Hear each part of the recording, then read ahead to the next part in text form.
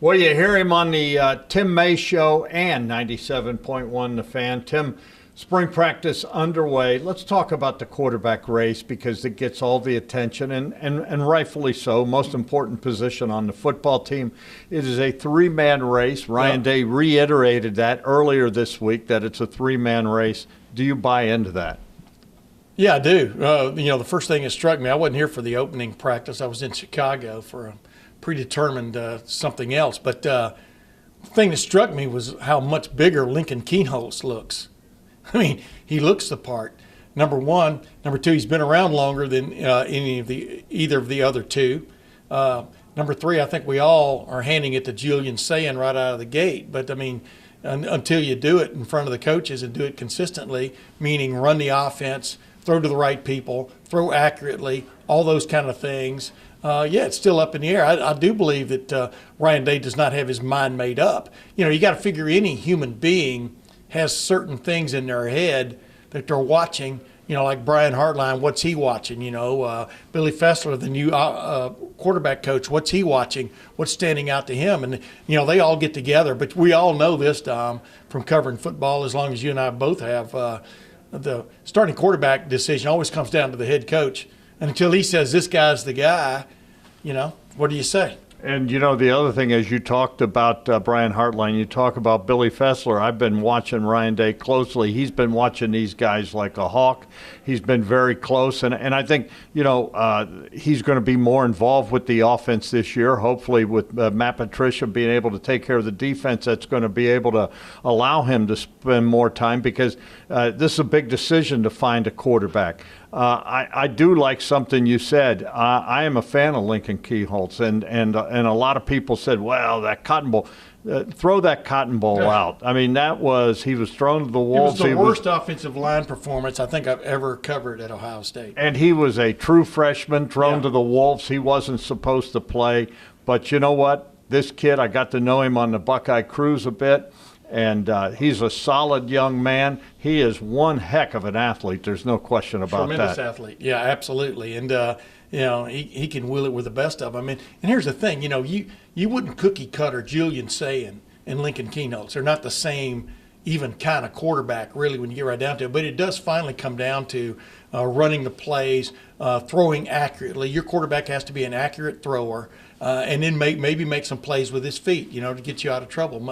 And obviously Tavian St. Clair, he's wet behind the ears, but, man, he sure looks the part physically. Who's the best runner of the three, do you think? Obviously, when you look at a dynamic offense, and we saw that with Will Howard, they'd like to run the football. They're going to play to the strength of whoever the starter is. But in your mind, who is the best athlete for as far as running the ball? I don't know, just from watching them, over the years, probably Lincoln Kienholz. But Tavian St. Clair can run with anybody, but he prefers to stand there and throw the ball. And we know Julian Sayin, Elite 11, all that kind of stuff. He definitely prefers to stand there and deliver the ball from the pocket. But he's shown in practices and stuff he can scoot. Obviously, Ryan said the other day that, there's a chance he could name a starter at the end of spring. I'm thinking that's wishful thinking. I think this thing will go to the fall. How do you see it? I see it coming down to C.J. Barnett's hands. No, he was walking down the hall here a second ago. Bottom line, I see it going to preseason practices probably because you want to keep everybody invested, everybody involved. But you never know when that trigger's going to come. But with these three guys having so little experience, like we talked about earlier, why would you hasten that decision? You look at obviously whoever the quarterback is, you look at what they have as far as the receiver world. They've got some talented guys they're going to be playing catch with, including the guy who's probably the best in the country in Jeremiah Smith. Well, absolutely. And Carnell Tate, he's second fiddle to no one. Like I said 2 years ago, last year, we were talking about him almost in the same vein we were talking about Jeremiah Smith, the previous year. And then Brandon Ennis has been a breakout just waiting to happen. And he made some key plays for this Ohio State team during the 2024 run to the national championship. So Yes, they're loaded at wide receiver. I'm not even naming the young guys. I mean, but there are guys stepping up in the spring too that to definitely keep your eye on. If you had to name a pecking order, last thing with the quarterback race, how would you see it right now? You know, here's the thing. Of the three, the more highly rated probably was Julian Sain coming out of high school, but Tavian St. Clair was right there also this year. You know, with Bryce Underwood, the kid who went to Michigan and stuff. But I don't. You know, you would probably put Julian Sain in there just because he got some playing time last year.